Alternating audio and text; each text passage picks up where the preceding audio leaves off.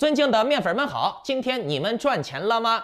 今天我们的这期节目主要来聊一聊2023年加密货币行业的一些变局啊，以及我们以往的投资加密货币的思路，在今年还是否管用，是否可行啊？然后呢，我还想再聊一聊 GameFi 啊，链游这一块。老观众们应该都知道，上一波链游的爆发的红利是让面具人我吃到了。当然了，及时的收看我节目的人也都跟上了这一波爆发期，赚了不少钱。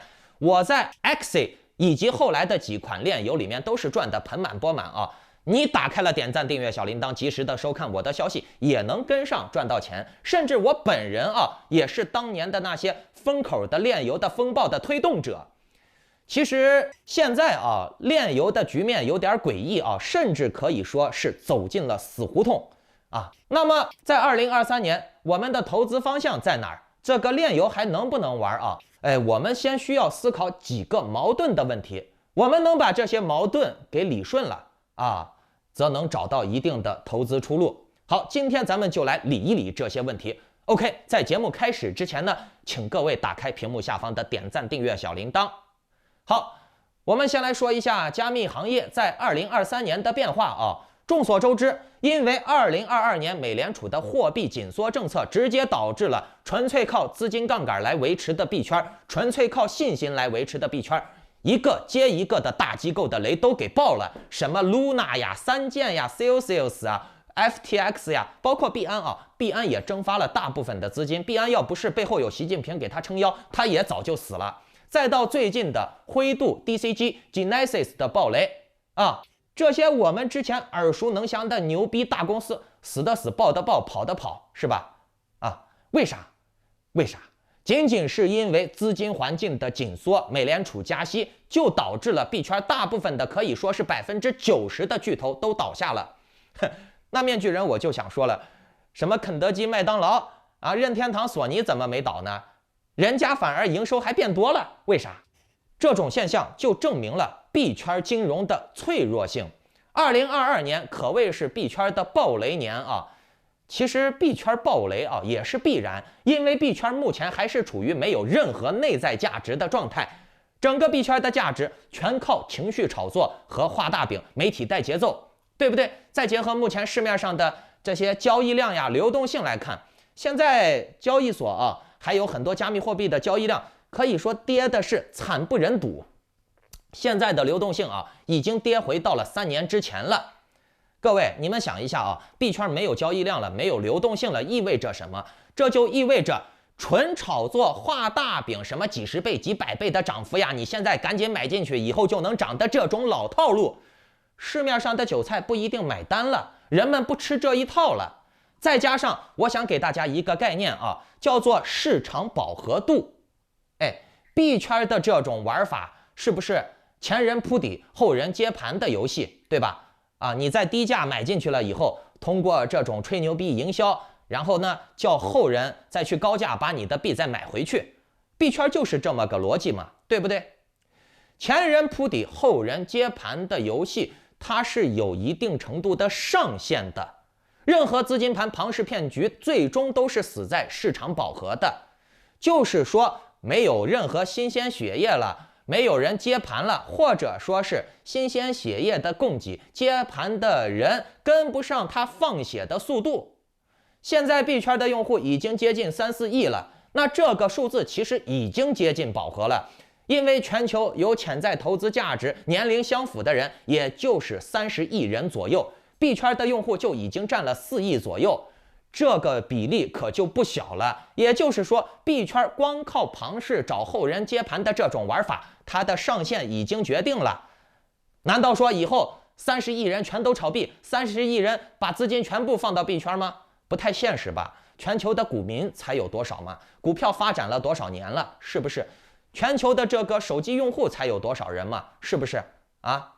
你不可能说是啊，所有人都把钱放到加密货币里面。其实4亿占30亿的1/8、1/7就已经不少了。你再翻一翻，30亿里面有10亿人玩，那基本上就顶天了吧，对吧？那它还币圈能涨到哪儿去？是不是？更何况你们还没算币圈这里面有那么多的人被套牢的泡沫没办法解决。只要有钱进来，高位套牢的人就会割肉或者解套。那我就问你，在这种情况之下，有多少个脑残，有多少人会愿意把自己的白花花的银子投进来帮别人解套呢？是不是啊？所以你们也就不用期待比特币上10万，以太坊上1万了，这个数字几乎没可能达到了啊！明白了没？我们需要抛弃幻想，回归本质的理性的投资。那我们回归理性投资，则应该思考对待币圈的投资，我们该有什么样的态度？首先呢，你必须要抛弃暴力思维，比如什么涨个几十倍、几百倍的大金狗、大潜力项目之类的。各位观众，暴涨几倍、几十倍的项目有没有？有，但是你不一定有那个运气能碰到。你不一定有那个人脉能接触到那个圈子，能让你碰到的所谓的百倍币大金狗，大概率都是坑。为啥？因为你不具备项目筛查的能力，你也不具备高端投资的圈子和人脉。如果说你早期投资了阿里巴巴的股票、腾讯的股票、米哈游的股票，那你当然是能赚个几十倍甚至上百倍啊。不过全世界能有几个这样的公司和项目呢？你不一定能碰到，是不是？而且人家这些真正有潜力的这些大公司、潜力公司，他们内部的这些什么股权呀、币呀，一开始都是在相当小的一个圈子里面。那全球70亿人，人海茫茫，你就能碰到这么小的一个圈子吗？不一定吧，概率很小很小吧，接近于买彩票了，是不是啊？那么我们就要抛开运气的成分了，是不是？抛开运气的成分，我们就只能靠自己的眼光、自己的筛查能力去思考，靠逻辑去想这个项目到底有没有盈利的前途和可能。那我们的投资啊，既然没办法像赌博那样，追涨杀跌那样追个几十倍的利润，对吧？那我们就只能追求稳定、风险小的收入，要求稳、风险小，那老生常谈了啊。我想告诉你们，一个运转优良的公司一年能产出15%到20%的增幅，就已经算很牛逼了。而在这个模型之下的收益率，才是你该考虑的，才是合理且稳定的。而且15%到20%，人家公司自己还要赚钱呢，分到你手里面能分到4、5个点都不错了，是不是？而且就这啊。4、5个点的增幅的收益啊，这里面坑坑弯弯道道还很多。就比如说以太坊，以太坊给你的年化收益才4.75%，然后呢，你2000、1700、1800甚至3000买了32个以太坊质押验证节点进去了，钱不但到现在取不出来，而且呢，币价还跌得很惨。4.75%的收益，你难道不能投城投建设项目吗？你不能投银行理财吗？你不能投保险公司吗？非要投以太坊啊？你投这些银行理财保险公司可都是给你保本保收益的啊！以太坊呢，才刚过了2个月，都快腰斩了，是不是啊？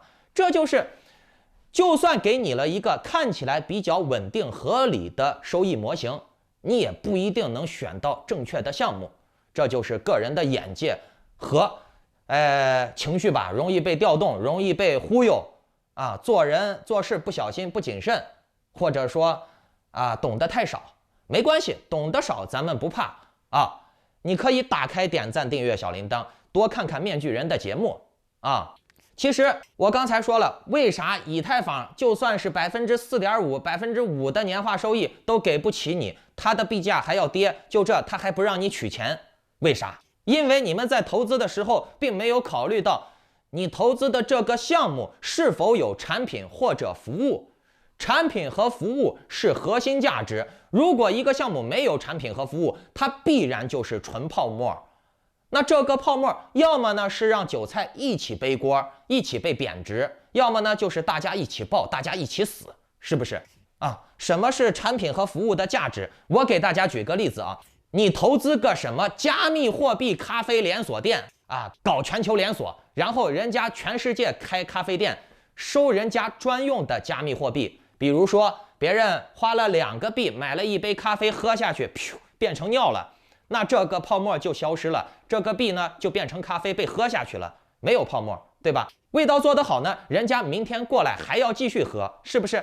而且收过来的这些币啊，一定是要和稳定币存在着一定兑换关系，而且这个浮动不能有太大，而且这个币不能滥发，币的这个控制权一定是要科学谨慎的。那既然这样的话，人家做咖啡卖咖啡，卖成了这个币，这个币呢，你可以兑换原材料呀，继续卖咖啡呀，雇人呀，然后人家拿这个币啊，浮动不会太大的，又能兑换成法币，兑换成工资，那这就是真金白银。那人家就相当于卖货卖服务赚钱了嘛，无非就是这个币用的是人家自己的平台币嘛，就跟腾讯 QQ 一样，你用 Q 币，你可以买 QQ 上面很多的服务，对吧？那腾讯多赚钱呀，腾讯赚爆了，是不是？啊，腾讯线上线下的服务有很多，对不对？人家还有自己的商城，对吧？网络的虚拟用品商店，是不是？这就是服务和产品的重要性。那退一步来讲，什么以太坊呀，包括其他的土狗币啊，你这个币倒来倒去还就是那么多个币嘛，对不对？你拿它去买东西，也只是暂时按照你所谓的那个币价的汇率去兑换。但是呢，如果大家都拿这个东西去兑换，都去抛了以后，那币又得跌，是吧？等于说它还是没有内在价值去支撑。那我就问你，可口可乐它再跌，它就是3块钱、2块钱一瓶，是吧？它跌不下去了，再跌下去的话，跌到1块钱一瓶，我告诉你，全世界的人都疯抢了，是不是？所以说这就是内在价值的体现。可口可乐有内在价值，人家腾讯的 Q 币有内在价值，以太坊的内在价值是信仰。那信仰这个东西能维持多久？信仰会不会改变？这东西都不好说。那顺着这个思路啊，我倒觉得2023年的社交和链游倒是不错的潜力点。咱们就拿社交来举例子啊，比如说这个社交上面有很多的博主网红，这个博主很火，你想要让这个博主给你打广告，可以呀，你给他币，他给你打广告，那这个钱谁来买单呢？广告商买单嘛，对不对？比如说我的广告价值1万块钱，那你就给我1万块钱，或者是1万块钱等值的币，我就给你打广告。最终的钱是这个广告商真金白银的掏出来了，你不管他掏出来的是什么币，他就算是掏出来的币，他也得先把钱兑成这个币给我，对不对？是有人买单的或者说是很多那些老色批那些老色狼在网上经常看到这个博主好看，那个博主好看，就给他打赏，给他打币，那这个钱谁来买单呢？老屌丝老色狼来买单呀，对不对？观众来买单呀，他得先把钱充进去，他才能有币给你买火箭买打赏呀，对不对？正常的经济模型，合理的经济模型一定是一钱进一币出一币出一钱进。为什么现在币圈动不动就暴雷，动不动就腰斩归零主要是因为项目方也好，或者说你 DeFi 质押也罢，你们都在进行着一种庞大的虚无的凭空铸造出来币的一个过程，明白了没？并不是说因为买币的人多了，币才变多了，而是因为画大饼的人多了，你这个币越挖越多，项目方也想赚钱，项目方越出越多的币拿出来套你们的钱，明白了吧？正常的经济模型一定是一币进一币出你得有钱进来，你才能把这个币卖出去，而不是说钱就那么多，大家都把币越弄越多了，币越弄越多咋了嘛？那你只能是币越来越不值钱嘛，对吧？那很多人说了那你们卖服务赚钱了，那我们这些人靠啥赚钱呀？是吧？很简单呀，你可以投资他公司赚钱呀。他公司如果说一年有15%的经济增幅，20%的经济增幅，他给你分一个3%、5%、7%，又能咋嘛？是不是你可以买他公司的股权或者早期投资的理财包嘛，又或者是你可以去推荐呀，你搞推销呀，是不是？比如说就像那个加密货币咖啡一样，你邀请人过来喝咖啡，喝一杯给你多少提成，或者是你帮这个女主播找老色批来点个歌听，是吧？他给你唱首歌，收个10块钱，你赚2块钱，是不是？这才是正常的经济，而不是说大家都在这儿挖币，挖，越挖钱越多。你想啥呢？可能不啊，凭空就变钱变出来了，是不是？而且你就算是给人家推销咖啡呀，推销一个妹子给你唱首歌之类的，你至少是一手交钱一手交货，要比你推荐比特币、以太坊，人家买了以后亏钱还怪你好得多，明白了没？啊，至少人家买杯咖啡，觉得这杯咖啡啊贵不贵就那回事了，喝着好喝就行了。给这妹子打个赏，5块50块，这妹子给他唱首歌，高兴，值就行了。可是呢，你让他买一堆空气币，这些币最后啥也没有，还跌了，归零了，腰斩了，他不骂你才怪呢，对吧？其实炼油也一样啊，炼油也必须有人买单。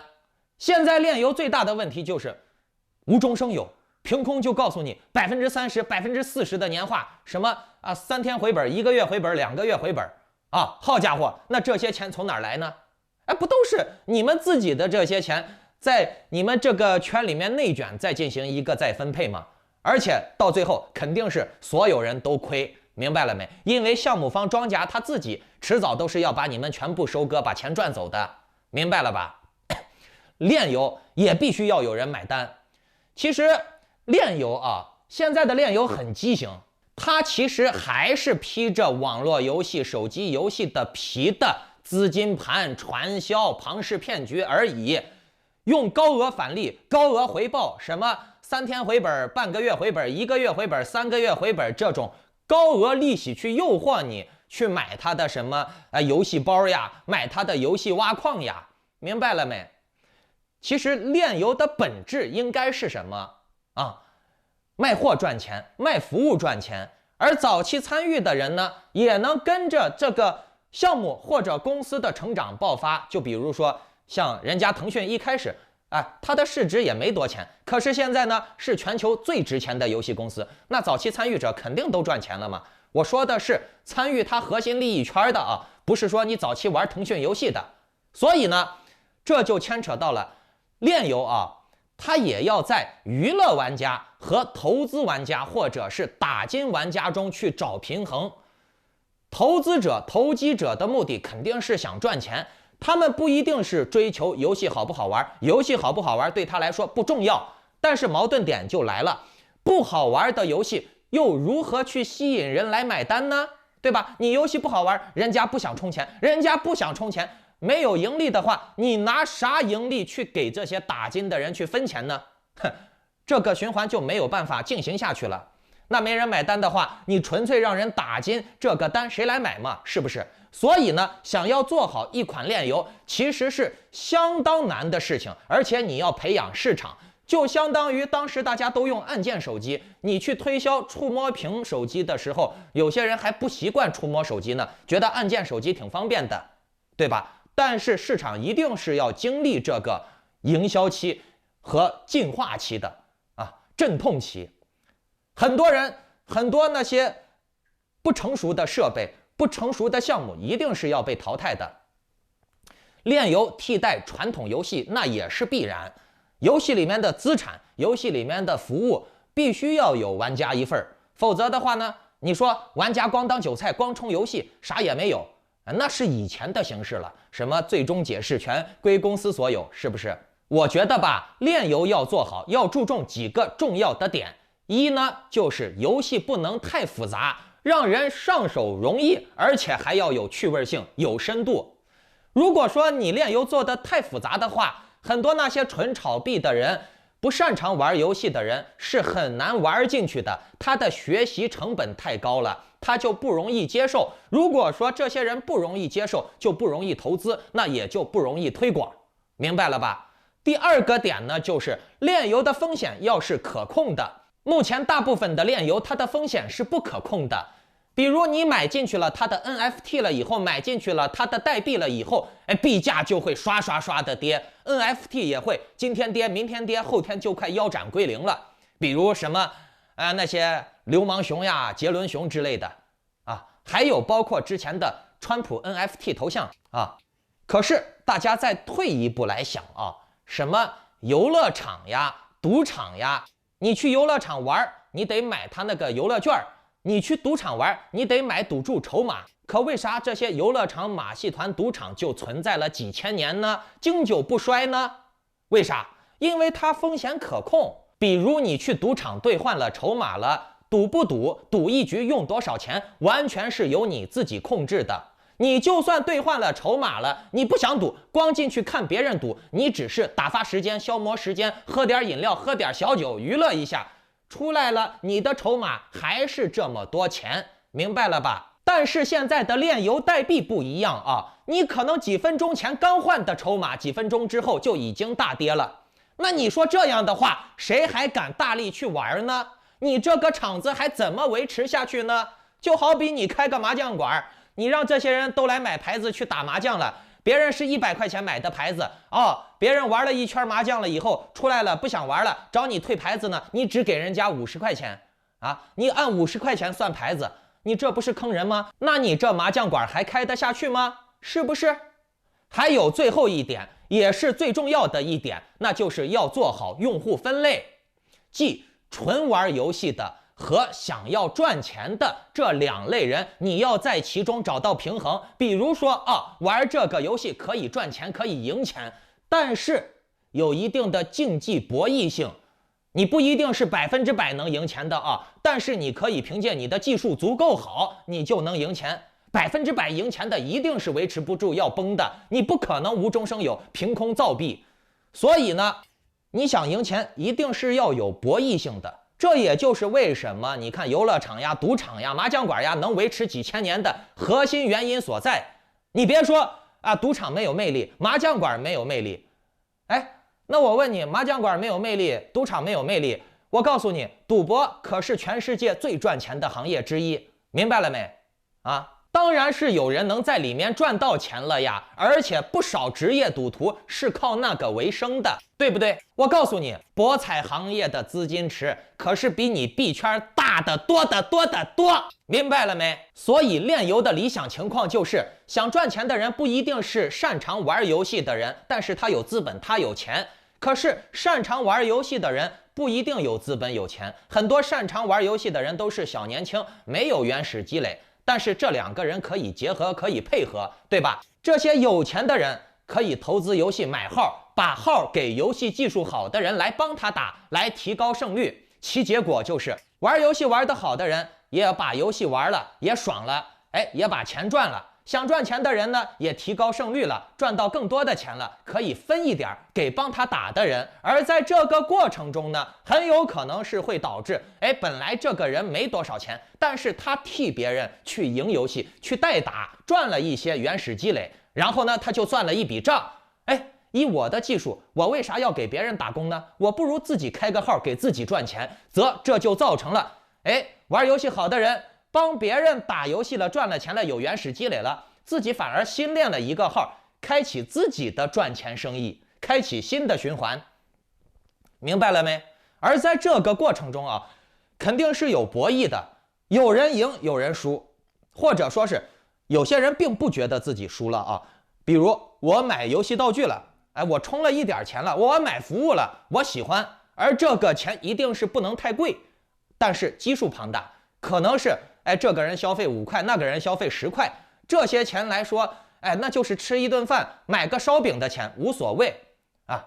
只要你的东西不贵，你就很容易能推广出去，那就形成了一个庞大的产业链了嘛，对不对？其实炼油的最终形态应该是更接近拉斯维加斯的那种游乐场、赌场，有赢有输才不会倒闭，而且这个输赢必须要是玩家自己可控的。他想玩就玩，他不想玩就没有风险。你不能说啊，你用一个 NFT， 你用一个币把人家给割了啊，人家刚来你这儿兑换的筹码还没玩呢，已经是折损了、腰斩了、归零了，对不对啊？其实你不管是玩游戏啊，包括打麻将也是这样的，牌技不好的人经常会和牌技好的人绑锅嘛，对吧？按照这个思路走下去，先做好经营，然后在打麻将的过程中做好配套，什么限定的扑克牌呀、明星扑克牌呀、象牙麻将呀、水晶麻将呀、高级麻将机呀、扑克魔术呀、比赛直播呀，这不产业链就出来了，价值就出来了。其实目前链游啊，还是处于最初期、最原始的经济模型都不太好的荒蛮状态。所以呢，你们可以看这张图啊，那些之前在营销过程中吹的牛逼上天的各种各样的链游，现在是个什么样的境地呢？这些链游当中啊，日活玩家上千的游戏不足2款，其他的链游基本上都是10把8了，日活在线人数只有寥寥110人。日活在线人数能过500人都算不错了，原因是什么呢？2点，一呢是因为游戏性太垃圾了，很多链游啊，现在你看那种各种各样的链游啊，都无法称之为游戏，你可以把它称之为4399网页小游戏，什么种菜偷菜呀，什么马赛克小游戏呀，他们甚至连一个能玩的手游 APP 都没有，电脑端都没有。你要么你满足一个，对吧？能在电脑上玩，或者是能在手机上玩。其二呢，就是这些所谓的链游，它的经济模型一看就是庞氏啊。